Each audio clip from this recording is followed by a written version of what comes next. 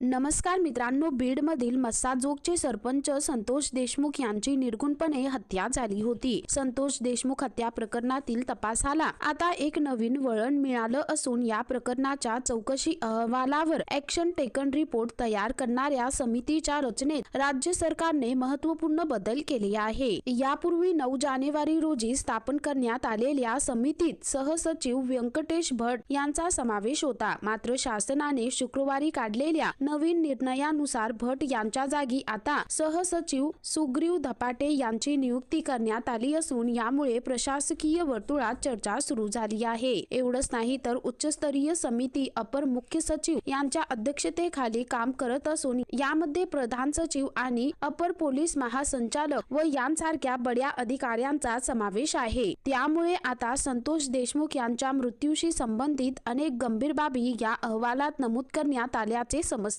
ज्यावर आता ही नवीन समिती आपले मत मांडणार आहे. समितीचे सर्वात महत्त्वाचे काम म्हणजे ताहली समितीने सुचवलेल्या अल्पकालीन आणि दीर्घकालीन उपाययोजनांची पडताळणी करणे हे असेल. दरम्यान मिळालेल्या माहितीनुसार या समितीने तयार केलेला कृती अहवाल येत्या विधिमंडळ अधिवेशनात मांडला जाण्याची दाट शक्यता आहे. संतोष देशमुख हत्या प्रकरणाचे पडसाद राजकीय वर्तुळातही उमटले होते, त्यामुळे सरकार यावर काय भूमिका घेते याकडे सर्वांचे लक्ष लागले आहे. तर मित्रांनो, एकंदरीत संपूर्ण प्रकरण पाहता या संदर्भामध्ये तुमची काय प्रतिक्रिया आहे खाली कमेंट करून नक्की कळवा.